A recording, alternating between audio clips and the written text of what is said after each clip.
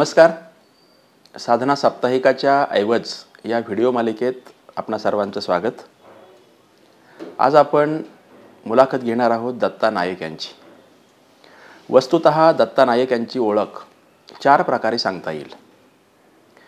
एक ओळख लेखक, दुसरी उद्योजक, तिसरी राजकीय आणि सामाजिक कार्यकर्ते आणि अर्थातच चौथी ओळख एक माणूस.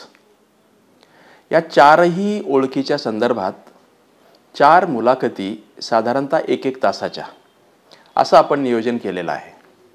मात्र आज ते पुण्यात आलेले आहेत, तर त्यांच्या मुलाखतीतून त्यांच्या 2 ओळखीच्या संदर्भात आपण त्यांचा चांगला परिचय करून घेऊ, थोडा अधिक सखोल आणि अधिक विस्तृत. तर काय असेल तर आज आपण दत्ता नायक एक माणूस म्हणून कसे घडले, त्यांच्यावर प्रभाव टाकणारे घटक, त्यांची वैचारिक बैठक कशी आकाराला आली, असं काहीतरी त्या माणूस नावाच्या मुलाखतीतून येईल. आणि दुसरं लेखक म्हणून दत्ता नायक यांची ओळख कोकणी, मराठी आणि इंग्रजी या तिन्ही प्रकारातले मिळून त्यांनी साधारणतः 20 पुस्तकं लिहिलीत. आणि आपल्याला जर त्यांच्यातला लेखक समजून घ्यायचा असेल, उद्योजक समजून घ्यायचा असेल, त्यांच्यातला राजकीय सामाजिक कार्यकर्ता समजून घ्यायचा असेल, तर पहिल्यांदा त्यांच्यातला माणूस किंवा त्यांची घडण कशी झाली हे समजून घेणं आवश्यक आहे. दत्ता नायक सर, तुमचं साधनाच्या या मुलाखतीत अतिशय मनापासून स्वागत. तुमच्याबरोबरचा संवाद फॉर्मल असो किंवा इन्फॉर्मल अतिशय क्रिस्पी असतो आणि काहीतरी वेगळं देऊन जाणारा असतो. तर आपण आता पहिल्यांदा सुरुवातच अशी करू की गोव्यामध्ये तुम्ही वाढलात, गोव्यात तुमचं बालपण गेलं, शिक्षण झालं, तर तुमच्या आयुष्यातले साधारणतः पहिली 40 वर्ष अशी आहेत की त्या काळात तुमची खूप वेगवेगळ्या अंगाने घडण झालेली आहे. तर मला सगळ्यात पहिला प्रश्न असा असेल की गोव्यामध्ये तुमचं घर, तुमचं कुटुंब, गोव्यातलं वातावरण हे फार इंटरेस्टिंग फेनॉमेन आहे. हा नीट आपल्याला समजून घेता आला तर पुढचं काम आमचं बरंचसं सोपं होईल. तर साधारणतः वयाच्या 5व्या-6व्या वर्षी आपण शाळेत जातो आणि त्यावेळी पासून आपल्याला पुढच्या आठवणी जरा जास्त ताज्या राहतात. तर तुम्ही पहिली, दुसरी, तिसरी, चौथी या काळात ज्या शाळेत जात होता ती शाळा नेमकी कशी होती, तुमचं घर कसं होतं आणि तुमचा सभोवताल कसा होता, त्या आठवणी कशा आहेत प्राथमिक शाळेतल्या? विनोद, माझा जन्म 1954 मध्ये झाला आणि गोव्याला स्वातंत्र्य 61 मध्ये डिसेंबरच्या महिन्यात मिळालं. म्हणजे पहिली 7 वर्षाचा पोर्तुगीज काळ मला अंधुकपणे आठवतो, फारसा आठवत नाही. पण 19 डिसेंबरला भारतीय जवान गोव्यात आले, त्यावेळी माझ्या आईने मला नेऊन मी त्यांच्याशी हस्तांदोलन केलं होतं हे मला आठवतं. माझ्या सुदैवानं मला एक चांगलं घर मिळालं. माझे आजोबा काशीनाथ दामोदर नायक हे सार्वजनिक व्यक्ती होते. गोमंत विद्यानिकेतनचं ग्रंथालय आणि समाजसेवा संघाची महिला नूतन ही शाळा त्यांनी स्थापली. ते स्वतः इतिहास संशोधक होते. त्यांचं स्वतःचं ग्रंथालय होतं, अभ्यासिका होती आणि महत्त्वाचं म्हणजे ते समाजवादी विचारांचे होते. सगळे समाजवादी नेते, बॅरिस्टर नाथ पै, नानासाहेब गोरे, SM जोशी, राम मनोहर लोहियापर्यंत आमच्या घरात आलेले आहेत. त्यामुळं आणि वेगवेगळे तिथे हॉटेल्स नसत. माडखोलकर, फडके वगैरे लेखकांच्या व्याख्यानमाला ते आमच्या घरी राहत. याचा सगळा एक सामूहिक परिणाम माझ्यावर झाला. मला आईने चांगले संस्कार दिले आणि वातावरण फारसं धार्मिक नव्हतं. आमची म्हणजे समाजशास्त्राच्या दृष्टीनं मी गौड सारस्वत ब्राह्मण या जातीतला. पण माझ्या आईने माझ्यावर चांगले संस्कार दिले. माझ्या त्या आत्मचरित्रात मी लिहिलं आईविषयी, म्हणजे शेवट असा होतो की भारतीय संस्कृतीची 2 प्रतीकं, एक जाणवी आणि दुसरी जोडवी. एक तोडतात, दुसरी जोडतात. माझ्या आईचं मोठेपण हे की त्यांनी माझ्या गळ्यात जाणवी घातली नाही, तर माझ्या हातात जोडव्यांची परात दिली. जोडवी म्हणून असतात, तुम्हाला माहीत आहे ना, आरत असते त्यांची, असं ते वाक्य आहे. आणि वडील आजोबासुद्धा नास्तिक नाहीत, पण कर्मकांड नव्हती. हे एक माझा भाग. माझ्या शाळेत मला चांगले शिक्षक मिळाले. रामदास फेणे, माधव पंडित आणि श्रीरंग कदम सगळे साधना किंवा साने गुरुजींच्या परिवारातले. आणि मला आठवतं एक योगायोग असा, 1969 वर्षी आमची अजंठा वेरूळला सहल गेली. मग पंडित सर म्हणाले निबंधली. माझं पहिलं प्रवास वर्णन ते अजंठा वेरूळचा प्रवास. ते असं थोडं त्याला कोकणी बाज होता. म्हणजे पहिलं वाक्य मला आठवतं, झुंजू मुंजू झालं नव्हतं, हा शब्द मी कुठून तरी घेतला. मडगावच्या प्रासावरून, प्रास म्हणजे बस स्टँड, म्हापशा म्हणून जाणारी बस सुटली नव्हती, असा प्रवास होता. ते म्हणाले छान झालं, कुमार अंकाला पाठवलं साधनाच्या. आणि पहिला माझा हा योगायोग साधनेशी. दुसरा योगायोग पुढं 1972 साली माझं पहिलं पुस्तक रिपोर्ताज काणकोण एक सर्वांगीण अभ्यास, याचं प्रकाशन साधनाचे संपादक यदुनाथ थत्ते यांच्या हस्ते झालं. तर शाळा चांगली मिळाली आणि शाळेत मला अरविंद येवले नावाचे गणित शिक्षक मिळाले. माझा एक नियम आहे शिक्षणशास्त्राविषयी, नियम किंवा अनुभव म्हणा, की ज्या विषयाचे शिक्षक तुम्हाला आवडतात तो विषय तुम्हाला आवडतो. येवले सर मला अतिशय आवडत होते आणि त्यांना मी आवडत होतो. एवढं की मी 8वीत असताना त्यांनी मला 10वी पर्यंत गणित शिकवलं आणि शिक्षक दिनाला 9वीत शिकवायला मला भयंकर आत्मविश्वास दिला. दुसरे चित्रकलेचे शिक्षक, ते मला आवडत नव्हते, त्यांना मी आवडत नव्हतो, मी चित्रकलेत चक्क नापास झालो. येवले सरांचं ऋण मी विसरू शकत. परवा मी भेटलो त्यांना चाळीसगावला जाऊन. त्यामुळं पुढं मी गणिताचा आजपर्यंत माझा अभ्यास चालू आहे. तेव्हा माझी जडणघडण, घर आणि शाळा यातील प्रागतिक वातावरण, वाचनाची आवड, घरातच ग्रंथालय असल्यामुळं आणि गोमंत विद्यानिकेतन ती तर आमचीच संस्था, वाचनाची आवड, गणित आणि संस्कृत या विषयावरचं माझं प्रेम, मराठी काव्याविषयी प्रेम, एकूण मराठी साहित्याविषयी प्रेम आणि अनुभव, प्रवास, आईला प्रवास आवडायचा आणि ह्या सगळ्यातून मी घडलो असं मला वाटतं. त्या शालेय वयात, म्हणजे आपण असं म्हणूया की 9वी 10वी पर्यंतचा कालखंड, त्या काळात तुम्ही प्रवास गोव्याच्या बाहेर कुठे केला होता आणि त्या काळातलं तुमचं वाचन काय स्वरूपाचं होतं? एक गोकाकचा धबधबा पाहिला, अजंठा वेरूळ, त्यानंतर कोकणात गेलो, सिंधुदुर्ग वगैरे, त्यानंतर दक्षिण भारतात गेलो. मला अजून आठवतं अरविंदो आश्रम, पॉंडेचेरी, महाबलीपुरम, पक्षीतीर्थ म्हणून आहे, बेंगळूर, म्हैसूर, उटी, हे सगळं पाहिलं. आणि माझ्या आईने मला गड दाखवले ना, पन्हाळगड, प्रतापगड, रायगड, हे सगळे गड. गोव्यात सुद्धा मी भरपूर फिरलो. आणि बाकी प्रवास कॉलेज नंतर झाला, परदेशात सुद्धा मी नंतर गेलो. पण तेव्हा असा भारतभर प्रवासातून तुम्ही माणसं वाचणं, निसर्ग वाचणं हे करत होता आणि प्रत्यक्ष ग्रंथामधून आणखी वेगळं वाचन करत होता. तर कोणत्या प्रकारचे पुस्तकं तुम्ही त्या काळात वाचत होता? लेखक कोण, महत्वाची पुस्तकं जी प्रभाव टाकून गेली? जी मी सगळी म्हणजे कथात्मक वाचली, साने गुरुजी, नंतर सगळ्या या वाचल्या हे.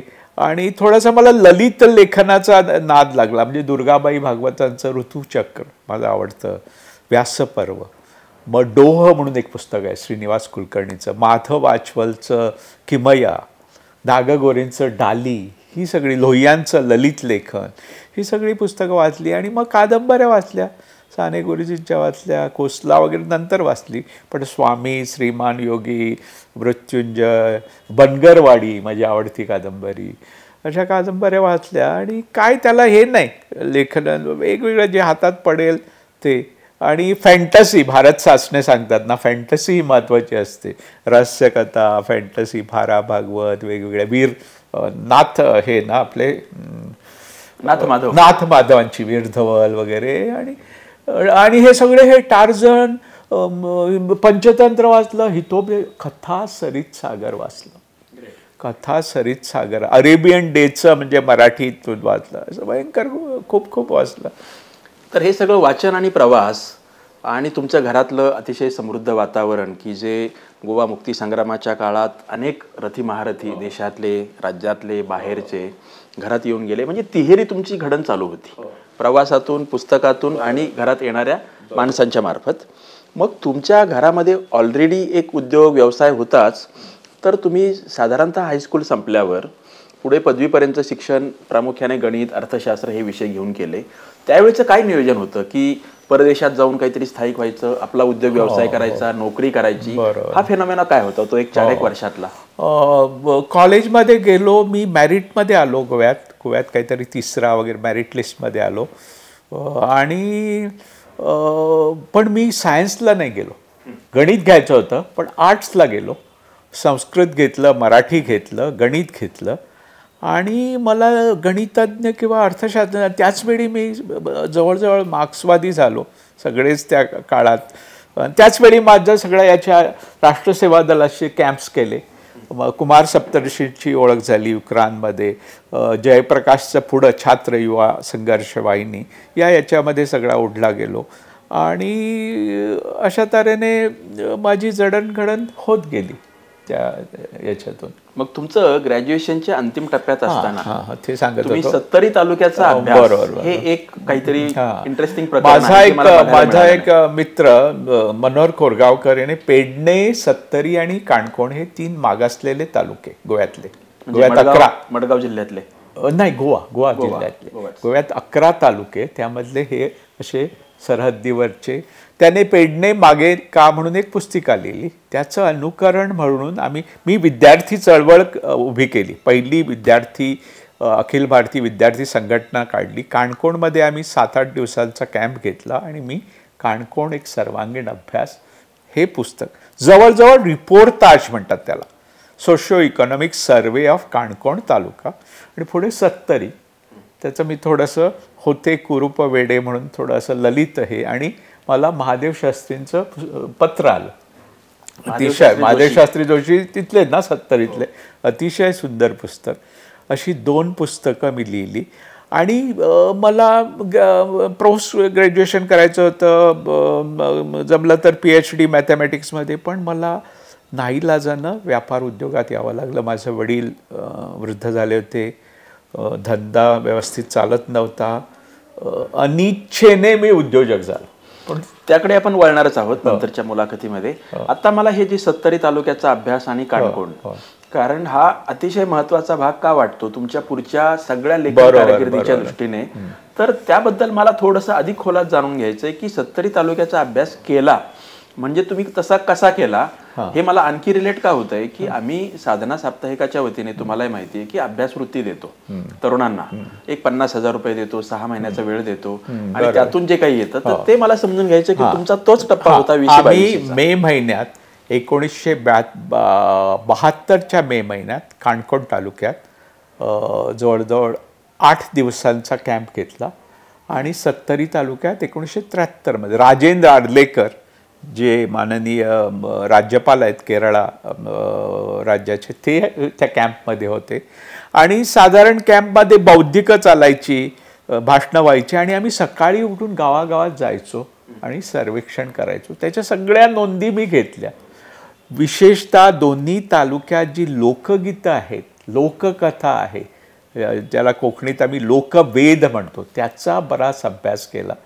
आणि मग मी आल्यानंतर ते सलग असं लिहून काढलं. त्याचा एक कॉलम केला. माधव गडकरी होते, ते मला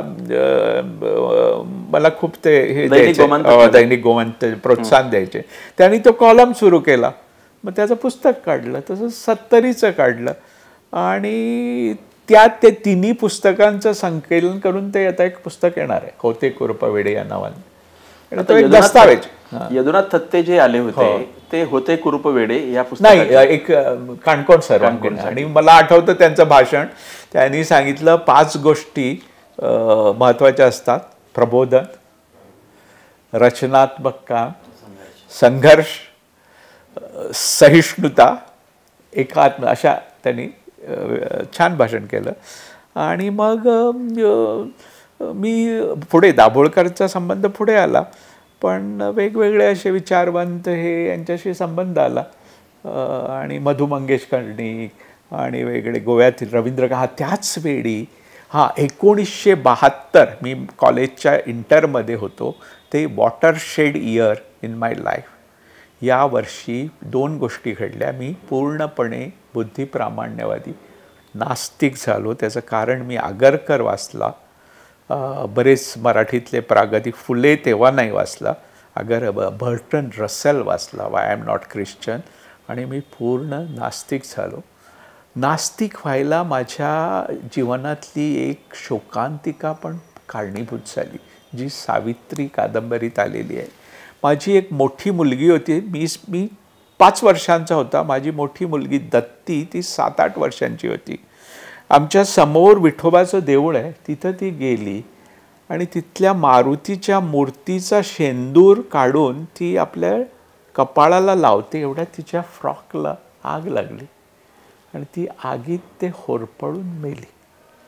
त्या दिवसापासून माझी आईने सगळी कर्मकांड बंद केली आणि त्या गोष्टीचा एक वेगळ्या तऱ्हेने माझ्यावर परिणाम झाला. पण मी नास्तिक झालो ही एका वैचारिक प्रक्रियेतून झालो, त्या घटनेचा थोडा हे झालो. आणि दुसरी गोष्ट, आमचं घर पूर्णपणे मराठीवादी, मराठी ही गोव्याची भाषा, गोवा महाराष्ट्रात विलिनीकरण व्हायला पाहिजे या सगळ्या मताचे. मी कोकणीकडे वळलो. नाही, कोकणी ही आपली भाषा आहे, कोकणी ही मराठी भाषेची बोली नाही. आणि ऑफकोर्स महाराष्ट्रवाद तेव्हा ओपिनियन पोलने झुगारून लावला. आणि त्याचं एक मोठं कारण असं की 451 वर्ष गोवा पारतंत्र्यात होता आणि किती पोर्तुगीज हे होते सैनिक, 3000. गोव्यातले राणे, देसाई आणि सारस्वत एक झाले असते तरी त्यांना हुसकावून लावता आलं असतं. महत्त्वाचं असं, हिंदूवर अत्याचार झाले असं असताना छत्रपती शिवाजी महाराज आणि छत्रपती संभाजी महाराजांचा सन्मान्य अपवाद वगळता कुठल्याही मराठ्यांनी, पेशव्यांनी गोवा मुक्त केला नाही. उलट पोर्तुगीजाशी अतिशय सलोख्याचे संबंध ठेवले, त्यांच्याकडून दारुगोळा, तोफा घेतल्या, मस्तानीला मद्य जायचं, मानकुरात कलमी आंबे जायचे. मग आमचा तर्कवाद असा की 451 वर्ष तुम्ही गोवा घेतला नाही, आता तुम्ही गोव्यावर अधिकार सांगता. आणि तिथं साधना आणि या समाजवादी नेत्यावरही आम्ही थोडं दोषारोपण केलं की तुम्ही अँटी वसाहतवाद, तुम्ही हा महाराष्ट्राचा वसाहतवाद का. आम्हाला विदर्भातल्या लोकांनी थोडा हे दिला, अण्णा फणसे वगैरे. आणि म्हणून आम्ही मराठीकडून मी दूर गेलो आणि कोकणी लिहायला लागलो. कोकणी लिहिल्यानंतर मला एक वेगळंच विश्व मिळालं. कोकणीची म्हणी, कोकणीचा लेख, आणि कोकणी मी शिकलो नव्हतो, मग नुसतं बोलतो. मराठी मी पूर्ण शास्त्रशुद्ध BA पर्यंत शिकलो, कोकणी नाही. कोकणीचं नादशास्त्र वेगळं, व्याकरण वेगळं, आणि अशी गोड मराठी साखर, आम्ही साखर म्हणजे मृदू होते, मऊ होते भाषा अतिशय. आणि त्याची सांस्कृतिक समृद्धी तुम्हाला सांगतो. आता समजा घरात साखर कमी झाली तर माझी आई कोणाकडे शेजाऱ्याकडे साखर कमी झाली म्हणत नाही, साखर वाढली. कुंकू फासला नाही, कुंकू वाढला. नारळ फोडला नाही, वाढला. अशी छान ती. तुम्ही आता असं म्हणालात की मी घरामध्ये मराठी होतं, शास्त्रशुद्ध मराठी शिकलात, पण मी कोकणीकडे वळलो आणि तुमचं नंतरचं लेखनही प्रामुख्याने कोकणीत होतं, त्याकडे आपण नंतर वळू. पण असा कोणता पॉईंट होता की मराठीकडून तुम्हाला कोकणीकडे वळण्यासाठी कारणीभूत ठरला आणि तुम्ही कोकणीकडे वळलात, म्हणजे नेमकं काय झालं? कोकणीकडे वळलो म्हणजे त्याचं असं कारण, माझी आई कोकणीवादी होती. त्याचं ते एक तुम्हाला कारण सांगतो. तिला थोडे वाईट, म्हणजे मी सार्वत्रिकरण करत नाही, पण तिला एक थोडा विचित्र किंवा थोडासा वाईट अनुभव आला. पुण्याचे सगळे पाहुणे यायचे, आमच्याकडे राहायचे, माझी आई त्यांची बडदास्त ठेवायची. एकदा आई पुण्यात आली आणि ते एक लेखकाची पत्नी भेटली, त्यांनी तुम्हाला ओळखलं काय, म्हणून पाहिल्यासारखं वाटतं तुम्हाला. म्हणजे आईला वाईट वाटलं. म्हणजे असं तिचं हे की पुण्याचे इथले लोक असे तुसडे असतात, तिचं म्हणजे तिचा माझ्यावर प्रभाव पडला. आणि मग मला जे मित्र मिळाले आणि कॉलेजमधले वातावरण, आणि वाचून मग मला रवींद्र केळेकर, बाकी बोरकर स्टालवर्ड होते. बाकी बरोबर मराठीचे कवी, पण कोकणीचे, त्याचा माझ्यावर परिणाम झाला. आणि मी कोकणीतून लिहू लागलो. पण कोकणीतून कसं लिहू लागलो, माझं जे पुस्तक आहे ना जाय काय जुय, जे ज्याला साहित्य, माझा एक कवी मित्र म्हणाला, दत्ता हे पुस्तक तू कोकणीतून नाही लिहिलं, तू हे मराठीतून कोकणी पुस्तक म्हणून लिहिलं. एवढं मराठी प्रचूर, संस्कृत प्रचूर, आणि पुढं ही शैली मी प्रयत्नपूर्वक बदलली जोडवीमध्ये. आणि माझे लेखनातले आदर्श दोन, एक साने गुरुजी, साधं सोपं लिहायचं, छोटी छोटी वाक्य, आणि साने गुरुजी जसं काही बोलतात असं वाटतं, you converse with the reader, ही एक शैली. आणि रवींद्र केळेकर सोपं, ओघवतं, वाचनीय असं लिहायचं. आणि गोष्टी रवींद्र केळेकरांनी कोकणीमध्ये लिहिलं की कोकणी आणि मराठीतही लिहिलं, कोकणीतही लिहिलं, पण कोकणीत अतिशय छान लिहिलं. म्हणजे तुमच्यासाठी कोकणी भाषेसाठीचा एक आदर्श हा रवींद्र केळेकर, आणि मराठीसाठी शणे गयबाब म्हणत होते, मराठीसाठीचा म्हणून साने गुरुजी. आणि गोष्ट ही जी त्याचं मला फॅसिनेशन आहे, त्याच्याविषयी मी खूप अभ्यास केला. गोष्ट म्हणजे ज्याला स्टोरी म्हणतो ना, इट इज, मला वाटतं की समाजाच्या सामूहिक शहाणीवीची ते गोठीवसं रूप असतं. ॲन रँडने म्हटलं आहे की machine is the frozen form of human intelligence. तसं कथा, कहाणी हे एक सोशल विजडमचं एक गोठी फ्रोझन रूप असतं. त्यामुळे मी गोष्टी खूप वाचल्या, गोष्टी लिहून अशा ठेवल्या. मी एक छोटं, बाय द वे, एक छोटंसं स्केच बुक म्हणतात ना तसं लिहून ठेवतो. आणि मला कळलं की गोष्टी रूपानं काही जर सांगितलं, ज्या साने गुरुजी जे करायचे, रजनीश करायचे, किस्से सांगायचे, ॲनेक्डॉट, ती शैली मी आत्मदीपोभव आणि माझ्या बऱ्याचशा याच्यामध्ये घेतली. कारण गोष्ट लोकांना आवडते, नॉर्मल नॅरेटिव्ह लोक विसरून जातात. आता मला पुढचा प्रश्न असा की साधारणतः 22-25च्या टप्प्यावर तुमचं शिक्षण संपलं, तुम्हाला घरचा उद्योग व्यवसाय करण्याची वेळ आली, परंतु त्याच काळात तुम्ही असं म्हणतायत की मी पूर्णतः बुद्धिप्रामाण्यवादी झालो. त्याच काळात तुमचं राजकीय सामाजिक आकलन पूर्ण आकाराला असेल. आणि गोव्याच्या संदर्भात, पोर्तुगीज राजवटीच्या संदर्भात, ब्रिटिश राजवट जी मुंबई इलाक्यामध्ये होती, या संदर्भात तुमचं काहीतरी एक अंतर्गत स्तरावर खूप घुसळण झाली असेल, वैचारिक झाली. त्यातून काय तुमचं आकलन कसं आकारलं ते सांगतो. त्या 75 ते 85 त्यामध्ये मी इमर्जन्सीत काम केलं. मी जेलमध्ये गेलो नाही, याचं कारण म्हणजे शशिकलाताई मुख्यमंत्री होत्या गोव्याच्या, आणि ते आमचे चांगले संबंध नाही. तर मी जेव्हा अर्ज केला पासपोर्टसाठी पुढं, मी ब्लॅकलिस्टमध्ये होतो पोलिसांच्या. इमर्जन्सीत खूप काम केलं आणि त्यानंतरही काम केलं जनता पक्षासाठी. 1975 ते 1985 हा माझ्या जीवनातला ब्लॅक पिरियड, काळा कालखंड. अर्नेस्ट हेमिंग्वे म्हणतो, वेअर आर द वुंड्स, जखमा कुठे आहेत. तुम्हाला जर जखमाच झालेल्या नसतील तर मग तुम्ही लिहू शकत नाही. मी जरी गर्भश्रीमंत, सुखवस्तू, सांस्कृतिकदृष्ट्या सुशिक्षित अशा घराण्यामध्ये जन्माला आलो, माझं बालपण सोडलं तर त्या पुढचा काळ अतिशय वाईट गेला. त्याची 2-3 कारणं. एक, धंदा व्यवस्थित चालत नव्हता, ऑलमोस्ट दिवाळखोर व्हायच्या उंबरठ्यावर होता. आणि माझे आणि माझ्या वडिलांचे यांचा प्रचंड संघर्ष झाला, कारण आमची मतं वेगळी. ते मराठीवादी, महाराष्ट्रवादी, मी कोकणीवादी, आणि आमचं बिझनेसमध्ये पटलं नाही. आणि तो भयंकर तणावाचा, मला डिप्रेशन आलं. अनेक वेळा मला सांगायला लाज नाही वाटत की अनेक वेळा मी डिप्रेस्ड याच्यामधून गेलो. आणि मी देव मानत नाही, बुवाबाजी नाही, सायकॅट्रिस्ट, समुपदेशन आणि स्वाध्याय मी जे लिहिले आहे मला प्रभाव करणाऱ्या पुस्तकामध्ये, एरिक फ्रॉम सारखं, अल्बर्ट एलिस, त्याची ती रॅशनल थेरपी, याचा स्वाध्याय म्हणून मी तगावलो. पण त्या ह्याच्यात मी काही फारसं करू शकलो नाही. 1985 नंतर मी लिहिलं, म्हणजे या 40 वर्षात मी लिहितो. पण तो कालखंड एका दृष्टीनं तुम्ही म्हणता तसं म्हणजे घुसळण झाली, कथार्सिस. मग मला माझ्या मनोरुग्ण तज्ज्ञाने सांगितलं तू वडिलांविषयी लिही, म्हणून मी त्या जोडवीत वडिलांविषयी लिहिलं आणि माझा तो कडवटपणा गेला आणि एका प्रकारचं कथार्सिस झालं. कळलं ना. माझ्या वडिलांनी माझ्या आईला खूप वाईट वागणूक दिली, बहिणींना चांगली वागणूक दिली नाही आणि असे अनेक कडू हे काकांकडे संघर्ष झाला.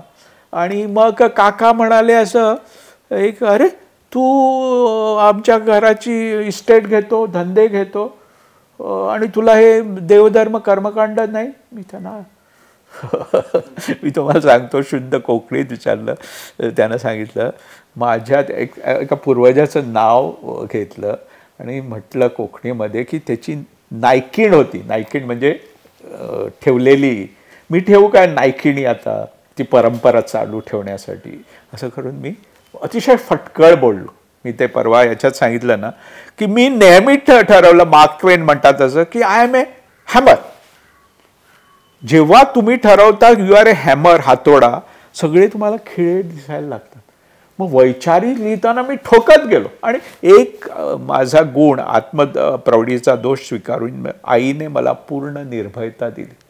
मी कशालाच घाबरत नव्हतो. काळोख, भूत, देव, आई वडील, आजपर्यंत मला पर्रिकरशी संघर्ष झाला, मी जेलमध्ये गेलो, माझ्या कारखान्यावर धाडी, मी घाबरलो नाही, निर्भय बनो. त्यामुळं मी वैचारिक प्रचंड लिहिलं. आणि अशी तुम्ही म्हणतात घुसपुढं दाभोळकरशी संबंध आला, अंधश्रद्धा निर्मूलन, दाभोळकरनाच दिलं मी ते नास्तिकाचा देवारा. आणि मी सांगितलं मी नास्तिक, ज्या सारस्वत समाजातून मी आलो त्या सारस्वत समाजावर मी कठोर टीका केली. नास्तिकाचा देवारा आणि चाफेगाळ जी तुम्हाला दिलेली आहे, अर्पण केलेली आहे, किंवा सावित्री, एकच ते कथा, कठोर हे केली. ती कम्युनिटी माझ्यावर भयंकर रागावली, भयंकर टीका केली. पण एका गोष्टीमुळं मी त्या मुद्दा तो मी अधोरेखित करू शकतो, करू इच्छितो की लेखकाचं चारित्र्य. मी माझं चारित्र्य शुद्ध ठेवलं. दोन प्रकार, एक आर्थिक व्यवहारात कसलीच पूर्ण पारदर्शकता आणि लैंगिक काही गैरव्यवहार नाही. अनेक मराठी साहित्य किंवा कोकणी आमच्या साहित्य जेव्हा मी त्याचं साहित्य वाचतो आणि मला कळतं की अरे हा चारित्र्यहीन माणूस आहे, पूर्ण मला उतरतो. हे बरोबर आहे की ते मला माहीत नाही, पण माझं मत असं आहे की लेखकाने आपलं चारित्र्य सांभाळलंच पाहिजे आणि ते मी शुद्ध ठेवणार, नाहीतर आपल्याला अधिकारच नाही.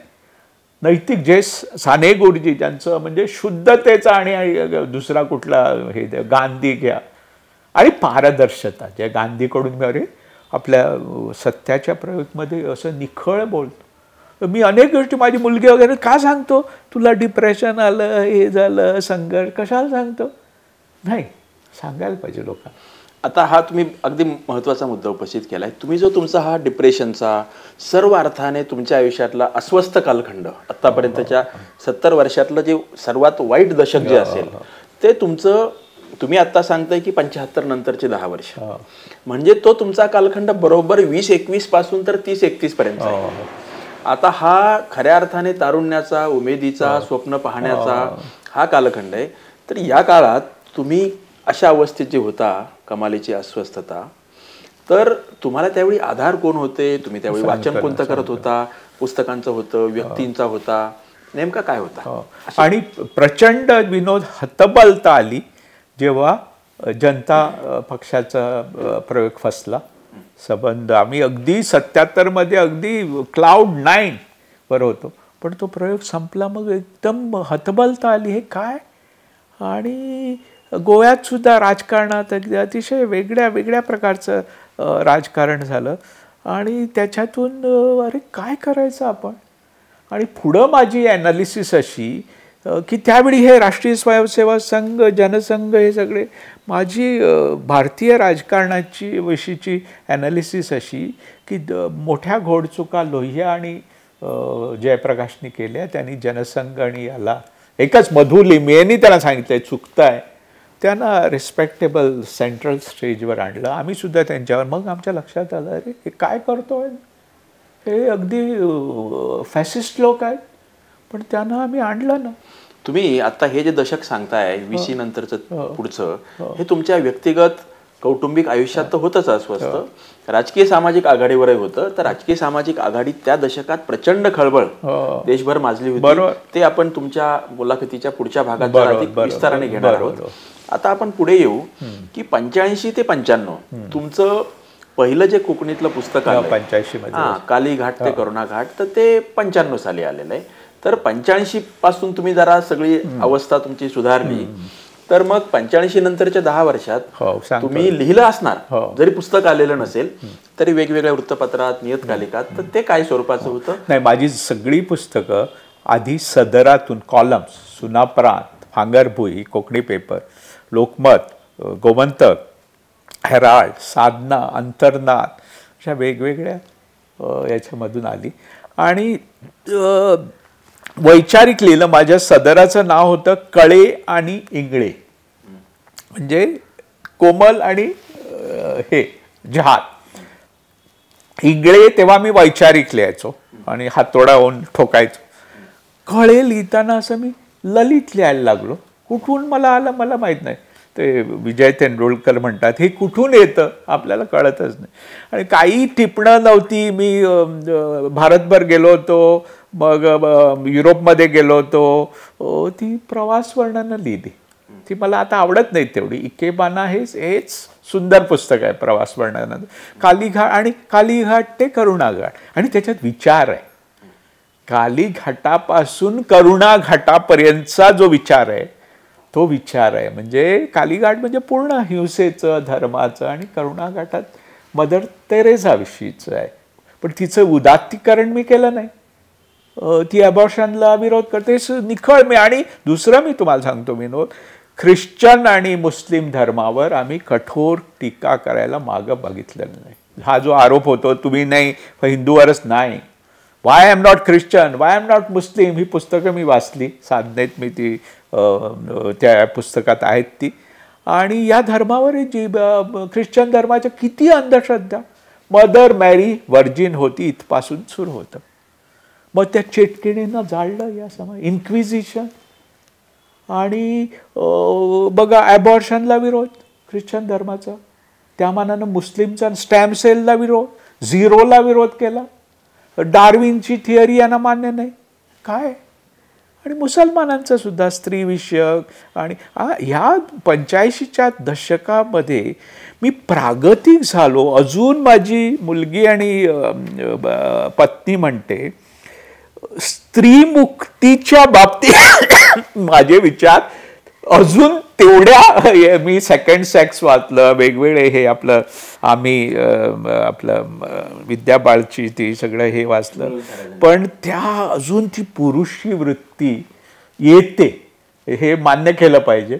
अजून त्या याच्यापर्यंत मी पोचलो. जसं मी नास्तिक किंवा बुद्धिप्रामाणिक या कुणालाच हरत नाही, पण त्या बाबतीत कुठंतरी. आणि एका समीक्षकानं माझ्या ललित आणि लिखाणात येणाऱ्या पुरुषी प्रतीक यावर एक मला झाडून लिहिलं भयंकर. आणि मला अरे वेगळं आहे, बरोबर आहे. कोणी लिहिलं ते आणि काय स्वरूपाचं लिहिलं आणि तुम्हाला ते स्वीकारलं? किरण बुडकुले म्हणून माझी एक मैत्रीण, तिने लिहिलं की जाय काय जुई हे सगळं तुझं ठीक आहे, पण तू जे लिहितो ते पुरुषी आहे. तुझं स्त्रीभान बरोबर नाही, तुला पुरुष भान आहे.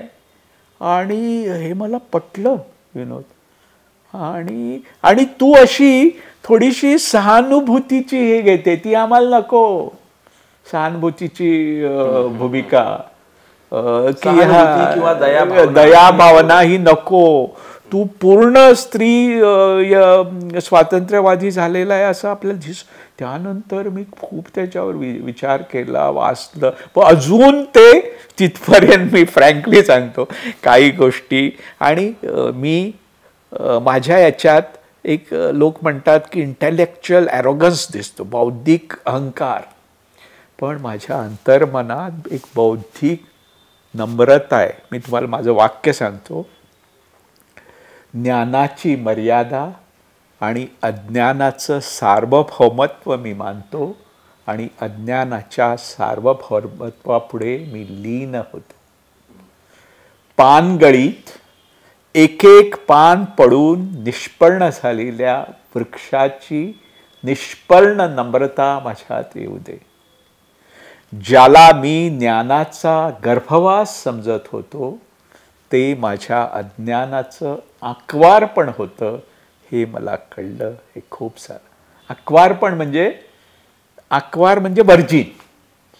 मग मी तो ज्ञानाचा गर्भवास मानत होतो, पण नाही, तो गर्भवास नव्हता, ते आक्वारपण, तो मी वर्जिन होतो. अशी बौद्धिक नम्रता आपल्याला पाहिजे. तुम्ही परवाच सांगितलं ना, क्षमाशीलता. वागतो मी. आधी कोणाला नमस्कार करताना असं नमस्कार करायचो, पण मी माझा जावई जेव्हा पंजाबी जावयाशी माझं मुलीचं लग्न झालं, असे वागतात. सर जी म्हणतात. आप पहिले केवढी माझी जावयाची आई नातीशी बोलताना आप दूध पियेंगे. अरे काय आप, किती अशी गोड उत्तर भारतीय ही, ती आपल्यामध्ये नाही आहे. आपण देवाशी सुद्धा असं तुसडेपणाने बोलतो. हा काय असं, म्हणजे असे आमच्या कोकणीमध्ये तुम्ही नाही, आप नाही, तू. देवाला सुद्धा तू. ते सगळं माझ्या लक्षात आलं की आपलं खूप चुकतं आहे आपल्या. तुम्ही आता जे विचारांच्या बद्दल किंवा इंटेलेक्च्युअल ॲरोगन्स बद्दल वगैरे जे सांगत होता, तर मला आता या क्षणी आठवण झाली मराठीतले ज्येष्ठ समीक्षक दिवंगत राग जाधव. ते शेवटच्या काळामध्ये असं म्हणत होते की मला विचारांचे प्रजासत्ताक या टायटल खाली एक लेख मला लिहायची. तर ती पुढे झाली नाही, पण ते जे काही त्याची संकल्पना मांडत होते आणि तुम्ही आता जे सांगताय, तर ते खूपच पॅरलल आहे. बरोबर, अगदी बरोबर. आपण लिहितो असं की जितम मैया, आणि आपण शेवटी कन्व्हिन्सिंग द कन्व्हिन्स. अरे कन्व्हिन्सिंग अनकन्व्हिन्स. आपल्याला अरे ह्या ट्रम्पने 5-10 वर्षात एक नॅरेटिव्ह केला, हिंदुत्ववाद्यांनी 100 वर्ष. आपल्याला एक ग्रँड नॅरेशन त्याला म्हणतात. म्हणजे त्याचं मराठी हे सर्वव्यापी सत्य सांगितलं पाहिजे, जिथं हा हिंदुत्ववाद रिडंडंट, संदर्भहीन झालेला पाहिजे. जसं बुद्धाने अज्ञेयवाद सांगितला, जो मला वाटत होता काय हा अज्ञेयवाद, बुद्ध नास्तिकता का नाही सांगत चार्वाकांसारखी. मग मला कळलं की it is more caustic than नास्तिकवाद. कारण बुद्ध ईश्वराची तो चर्चाच करत नाही, त्याला रिडंडंट करतो. असं सगळं आपल्याला केलं पाहिजे. मी आणि खाद्य संस्कृतीचं माझ्या सगळ्या पुस्तकात मी कनोसर ऑफ फूड आहे. मी सगळं खातो. बीफ खातो, पोर्क खातो, दारू घेतो, आणि सगळं मला आवडतं. शाकाहारी हे, आणि सगळ्या पुस्तकात खाद्य संस्कृतीमध्ये आहे. 2 गोष्टी तुम्हाला सांगतो. सगळ्या भारतीय भाषात माशाला काटा असतो, बोन आपलं हे थॉर्न असतो. इंग्रजी भाषेत आणि परदेशी भाषेत त्याला हाड असतं. याचा अर्थ भारतीय संस्कृतीने माशाला जलवनस्पती मानलेलं आहे. म्हणून सारस्वत ब्राह्मण मासे खातात, आणि इतर ब्राह्मण कराडी आणि कोकणस वगैरे आम्हाला असं हे करतात, काय हीन लेखतात. दुसरं असं, आणि एक मी वाचलं, पद्मा नदीतला हिल्सा मासा हा हुगळी नदीतल्या हिल्सा माशापेक्षा अधिक रुचकर असतो. याचं कारण पद्मा नदीतला मासा हिल्स प्रवाह आड पोहतो. त्यामुळं मला कळलं की प्रवाह आड पोहून जे मग डेप्थ येईल ती माझ्या. आणि 2 गोष्टी माझ्या लक्षात आल्या. लेखन करता करता मी सर्जनशीलतेवर, क्रिएटिव्हिटीवर खूप विचार केला. स्टाईल आणि सबस्टन्स आहे. आता माझ्या कोकणीमध्ये, मराठीत मी सांगू शकत नाही की माझं नाव नसताना सुद्धा जर लेखन वाचलं, वाचक सांगतील हे दत्तानायकची शैली आहे. एवढी मी शैली एक वेगळी त्याचं तंत्र हे केलं. आणि सबस्टन्स, काहीतरी विचार. माझी प्रवास वर्णनं तुम्ही बघा आणि मीना प्रभूची प्रवास वर्णनं बघा, ते त्याच्यामध्ये ती भरपूर हे देते, माहिती देते. मी त्याला म्हणतो की 2 प्रकारची प्रवास वर्णनं असतात. एक व्हॅनिला आईस्क्रीम असतं, आणि ब्लॅक करंट. माझं ब्लॅक करंट आहे. त्याच्यामध्ये विचार आहे, खाद्य संस्कृती आहे, लोक आहेत, फिलॉसॉफी आहे. त्याकडे आपण वळणार आहोत, थोडं अधिक विस्ताराने जाणार आहेत. मला त्याच्या आधी तुमचं 85 ते 95 हा कालखंड तुमचा जरा अधिक स्वस्थतेचा, तुमचं भान अधिकाधिक जागृत करणारा होता. तर या 10 वर्षाच्या काळात 30 ते 40 तुम्ही गोवाबद्दल, राज्याबद्दल, पोर्तुगीज राजवटीबद्दल काय विचार करत होता की त्यावेळी तुमचा काहीतरी एक आकाराला आला असेल दृष्टिकोन की 400 वर्ष एक राजवट आपल्या या प्रदेशात राहते आणि तुम्ही सांगताय की इतके मुठभर सैनिक असतील. एक विचार होता, अरे कसं हे सहन केलं आपल्या लोकांनी. आणि पोर्तुगीजांनी एक गोष्ट केली ती शेष भारतीयांना माहीत नसते. विनोद, पोर्तुगीजांनी गोव्याला आपली वसाहत मानली नाही, कॉलनी नाही, इस्ताद द इंडिया, भारतातली आपल्या एक प्रदेश, आम्हाला पार्लमेंटमध्ये स्थान दिलं. त्यामुळं जेव्हा गोवा स्वतंत्र झाला सैन्य पाठवून ऑपरेशन विजय आणि ते आंतरराष्ट्रीय कोर्टात गेले, आपली न्यायालयीन भूमिका ठिसूळ होती.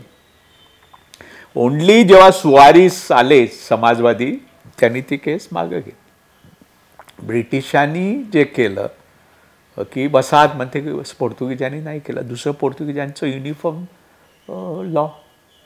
त्यामुळं पोर्तुगीज सगळेच वाईट. आणि दुसरं आम्ही बघितलं आहे स्वातंत्र्य सैनिक ते कामोइस्टचा पुतळा हलवला आहे, नाही. पोर्तुगीज भाषा, पोर्तुगीज संस्कृती आणि पोर्तुगीज लोक याच्याशी आपलं काही वैमनस्य नाही. ती परंपरा जसं पांडेचरीने जपली आहे आपण रचूया, हे एक गोष्ट. कितीतरी 85 त्या 95च्या दशकात कितीतरी चळवळीचं नेतृत्व किंवा कार्यकर्ता म्हणून मी वावरलो. एक निवडणूक आम्ही जिंकलो, एक काँग्रेसच्या एका नेत्याला आम्ही हरवलं मडगावमधून. त्यानंतर बाबरी मस्जिदच्या याच्यानंतर आम्ही एकता यात्रा काढली, समता आंदोलनसारखं एक आंदोलन काढलं. त्याचं कारण सारस्वत ब्राह्मण समाज यांनी एक ज्ञातीय संस्था उभारली आणि आमचं म्हणणं असं, ज्ञातीय संस्था दलितांच्या असाव्या, पददलितांच्या असाव्या, तथाकथित उच्चवर्णीयांच्या नसाव्या. यावर समता आंदोलन, लोक आंदोलन, लोकशक्ती, मग भाजपाला विरोध, अशा अनेक गोष्टी. त्या गुजरात दंगल आली त्याच्यामध्ये, अशा अनेक गोष्टी आल्या. आणि त्याच्यात मी पूर्णपणे असा तुम्ही म्हणतात असं घुसळून गेलो. आणि त्याच्यातून मग विचार ते नुसते पुस्तकी राहत नाही, त्याला अनुभव, म्हणजे लेखकाला अनुभवांचं अनुभूतीत रूपांतर करावं लागतं. एक फर्मेंटेशनचा तो प्रॉब्लेम असतो.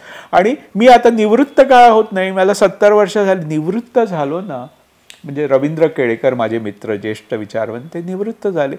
जीवनापासून संपर्क तुटतो, ते मला नाही. जीवनात जे मला लोक भेटतात, आता तुम्ही सगळे भेटला, माझे व्यापार उद्योग, ते सगळं रॉ मटेरियल आहे असं मी समजतो. माणसं हे मी वाचतो. आणि तुम्हाला सांगतो, मी प्रवासात एक रूल आहे, असा एक नियम आहे, 98% of the travellers don't talk to co passengers. म्हणजे मी विमानात बसलो होतो, अशा बाई होत्या आणि अशी ती बोलत नाही, मी थोड्या वेळाने मी बोलायला लागलो. मी त्या 2% आहे विनोद. बसमधून जाताना, टॅक्सीतून, याच्यातून, विमानात, रेल्वेतून सहप्रवाशाशी मी बोलतो, टॅक्सी ड्रायव्हरशी बोलतो, न्हाव्याशी बोलतो. मी म्युझियममध्ये जातो तसं बाजारात जातो, स्मशानभूमीत जातो. आणि ते इंटरॅक्शन केल्यानंतर अनेक गोष्टी मला कळतात आणि त्याचा उपयोग होतो. नुसतं पुस्तकं नाही, असं संबंध, समाज आपल्याला. आणि एक गोष्टी अशा टिपल्या पाहिजेत. आता परवा शशी थरूरचं भाषण झालं, एक वाक्य मी टिपलं की राईटिस्ट forces succeeded in dividing the soil of India during partition. They are now dividing soul of India. बघा, हे मी पटकन लक्षात घेतलं. आणि असे वेगळे इस्केप वेलॉसिटी. मी खूप आता वाचतो ना, मी कादंबऱ्या, कथा नाही वाचत, मी सायन्स वाचतो. Artificial intelligence, quantum physics, relativity, genetics. आणि त्याच्यातून मला असं लक्षात आलं की प्रकाशाच्या वेगापेक्षा अधिक वेगवान काही नाही, हे स्टेटमेंट खरं नाही. कारण अवकाश, space travels faster than speed of light. असे काही नवी सत्य आपल्याला कळतात आणि त्याच्यातून म्हणजे सामाजिक कार्य, वाचन, भरपूर वाचन मी करतो. आता आपण वाचनाबद्दलच आलो आहे. आता आपल्या या पहिल्या भागाच्या मुलाखतीच्या पहिल्या भागाचा माझा समारोपाचा प्रश्न असा असेल की आपण प्रवास तुम्ही करताय, वाचनाबद्दल बोललाय की साहित्य वाचलंय, राजकीय सामाजिक वाचत होता आणि त्याचवेळी अगदी विज्ञान, टेक्नॉलॉजी याबद्दल. परंतु या दरम्यानच्या काळात 40च्या उंबरठ्यावर असताना किंवा त्याच्या पूर्वी तुम्ही काही धर्मग्रंथांचं पण वाचन केलं असेल. कारण धर्माच्या बद्दलच्या तुमच्या ज्या भूमिका आहेत त्या ज्या आकाराला आल्या तर ते काय स्वरूपाचं होतं आणि त्यातून तुम्हाला समजलेला खऱ्या अर्थाने धर्म नेमका कसा होता? मी असं म्हणताना मला दोन्ही तिन्ही अपेक्षित आहेत, हिंदू, मुस्लिम आणि ख्रिश्चन. मी उपनिषद वाचली, स्वामी विवेकानंद वाचला, विनोबा भावे आणि एका इंटरपूर्वीच्या वर्षात मी असं जवळजवळ झुकत होतो, अध्यात्मवादी होत होतो. गीता प्रवचनं जर वाचली, ज्ञानेश्वरी वाचली तर ते म्हणतात ज्ञानेश्वरायटीस होते. तशी ज्ञानेश्वरायटीस होण्याच्या मी त्याच्यात अगदी स्टम्प्ड झालो होतो. मला हे आगरकर लोक, हे आपले फुले आणि हे वाचून मी तरलो, त्याच्यातून बाहेर आलो. आणि RSSने वगैरे खूप प्रयत्न केला आपल्याला ओढायचा.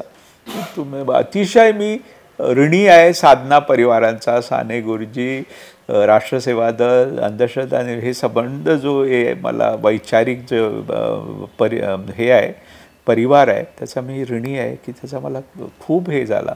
मी बायबल नाही वाचलं, कुराण नाही वाचलं, पण त्यासंबंधी पुस्तकं वाचली, खूप इंग्रजी पुस्तकं वाचली.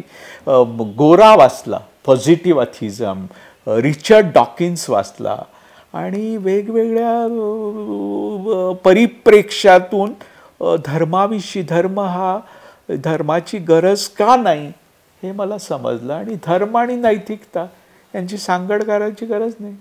नैतिकता ही स्वयंभू असते. मग दाभोळकरांची माझा संबंध आला आणि अंधश्रद्धा निर्मूलनमध्ये माझा संबंध. आणि मी आत्मदीपोल लिहिलं तेव्हा मी दाभोळकरांना म्हटलं आपण थोडीशी त्यांच्या खुनाच्या थोडं आधी की आपण अशी थोडा एक वेगळं हे करूया पॅकेजिंग की अंधश्रद्धा निर्मूलन शिबिर नाही म्हणायचं, व्यक्तिमत्व विकास शिबिर. मग त्याच्यातून हे सगळं सांगायचं. अशा तऱ्हेने धर्माविषयी खूप वाचन केलं. त्यामुळे धर्माविषयी मी चर्चा करू शकतो. असं नाही की नास्तिक म्हणून मी हेलिकॉप्टर पडून पडलो. ती एक प्रक्रिया असते, फार प्रदीर्घ आणि अशी कंटाळवाणी, त्रासदायक अशी ती प्रक्रिया असते. आणि काही वेळा मात्र वाटतं मला की अरे आपण दुर्दैवी आहोत, हे अज्ञानी लोक खूप सुखी आहेत. आता माझ्या बहिणी काही प्रॉब्लेम आला तर देव. आणि तुम्हाला सांगतो मी जरी देव मानत नसलो, आपलं कुरुंदकरांचे शब्द देव मानणारी लोक आहेत हे आपलं मानलं पाहिजे. देवाचा एक विशिष्ट उपयोग आहे धर्माचा. प्लॅसिबो म्हणजे एक डॉक्टर म्हणतात अरे तुला काय झालेलं आहे, काय नाही, आणि एक लाल पाण्याचं हे देतात, तुम्हाला वाटतं ते विटॅमिन आपल्याला बरं वाटतं. प्लॅसिबो इफेक्ट आहे शुद्ध. तेवढ्यापुढे ठीक आहे. मंदिरांचा वगैरे एक सकारात्मक योगदान आहे. नृत्य, नाट्य, साहित्यानं आधार दिला. पण केवढं देवदासी गोव्यातली पद्धत, अरे सती, विधवा विवाहाचं हे केशकापण, हे सगळं वाचलं मी. आणि मग मेन म्हणजे मी सेन्सिटिव्ह माणूस आहे. आपण परवा त्यांनी मीरा बोरवणकर म्हणजे समाजाला सेन्सिटाईज केलं पाहिजे आणि सेन्सिबल केलं पाहिजे. या दोन्ही प्रक्रियेतून मी थोडासा साळुंके वाचला ऑफकोर्स, आणि धर्मविरोधी, चारवाक वाचला, लोकायतचं हे आपले देवीप्रसाद चट्टोपाध्याय वाचले, असे खूप वाचलं. आणि ज्याला मॅनेजमेंटमध्ये कन्फर्मेशन बायस म्हणतात, वाईट तो मी ते कन्फर्मेशन बायस प्रमाणे जेवढं मला पटणारं मिळतं ते सगळं जमवलं. पण विरोधी सुद्धा मी वाचलं. RSS का म्हणतो असं, गोळवलकर काय म्हणतात, हे काय म्हणतात. माझ्या दृष्टीनं लेखक किंवा साहित्यिक 3 प्रकारचे असतात. एक मुंगी जमवते, तसं काही लोक हे उदाहरण म्हणजे मीना प्रभू प्रचंड माहिती जमवते आणि तुम्हाला देते. संचय आणि साठा याच्यात फरक असतो. जे आपण जमवतो तो साठा, अजाणीवपूर्वक जो जमत जातं ते संचय. मुंगी साठा करते आणि ती माहिती देणं हा एक प्रकार आहेत. दुसरं कोळी. कोळी म्हणजे हा कोळिष्टक करणारा.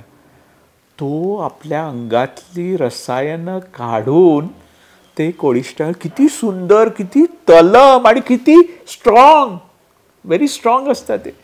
तर आपल्या अनुभवाचं अनुभूतीकरण करून, फर्मेंटेशन करून त्या रसायनातून वाचकांना देणं. आणि सगळ्यात चांगलं उदाहरण म्हणजे मधमाशी, जी शेकडो फुलांपासून मध घेते, आपल्या अंगातल्या ते पचवते, रसायन प्रक्रिया करून ते साठवते. तो तिसरा प्रकार.